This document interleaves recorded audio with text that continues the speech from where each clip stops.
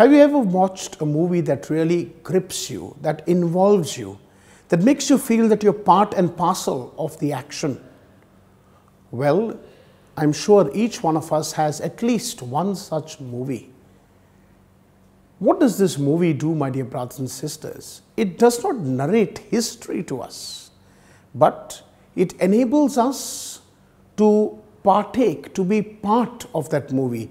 It enables us to relate to something that is deeper, that is of greater value than just what we are seeing.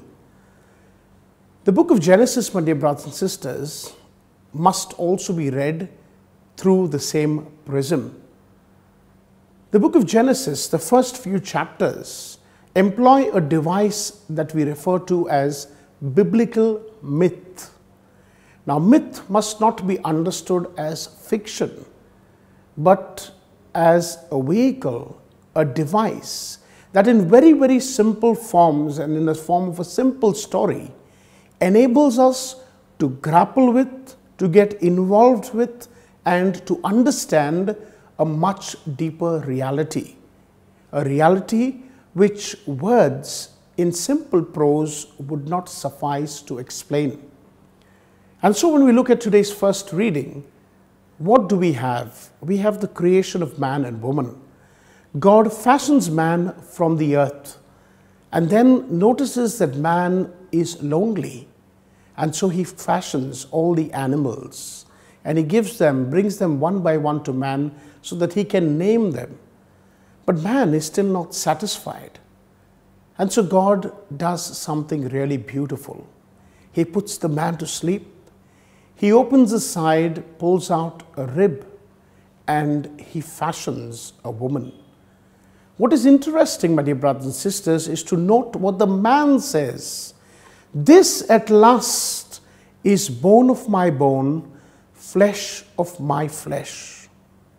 And then the reading goes on to tell us, therefore, a man leaves his father and mother and clings to his wife, and the two become one flesh.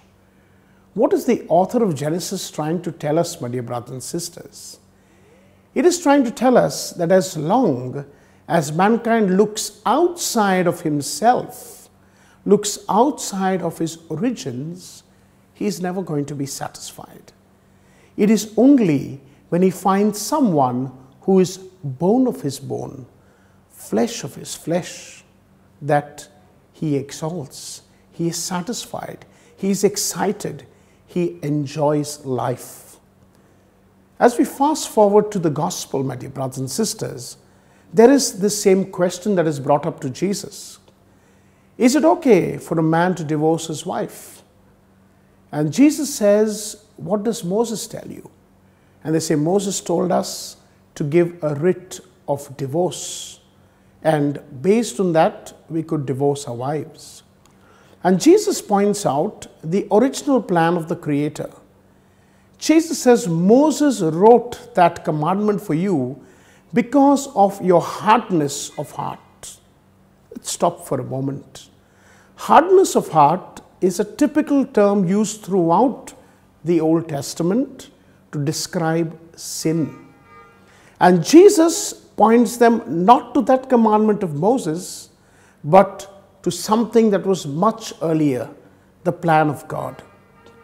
The question is, why does Jesus go against Moses?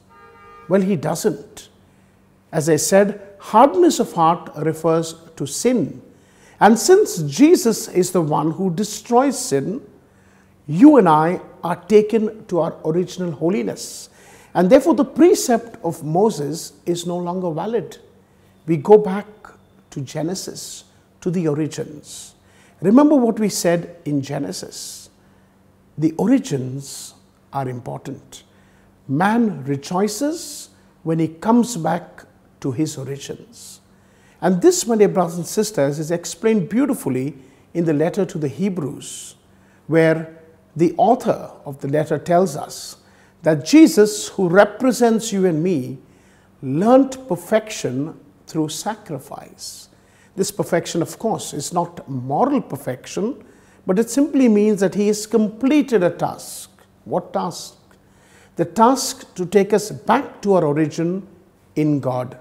And therefore he calls us brothers and sisters. He is not ashamed to call us his brothers and his sisters. What does this mean for you and me, my dear brothers and sisters?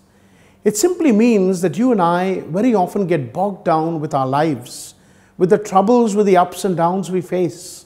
And God invites us to look at the bigger picture, that you and I are part and parcel of God's plan.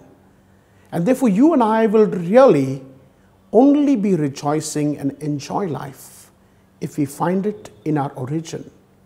Who is our origin? God. He is our origin. We are bone from his bone, flesh from his flesh. And as long as we are separated from him, we never enjoy life. But once we cling to him, then we become one flesh. This is the mystery of what Christ achieves, uniting humankind back to its origins. And therefore, my dear brothers and sisters, let us look at the bigger picture. You and I are part and parcel of God's plan. How does that change the way you look at life? Your origin and my origin is not just in our parents, it's not in this world, but it is in the Creator. Seek that. In the words of St. Augustine, our hearts were made for you, O Lord, and they will never find rest until they find their rest in you. Let us always rest in the Lord.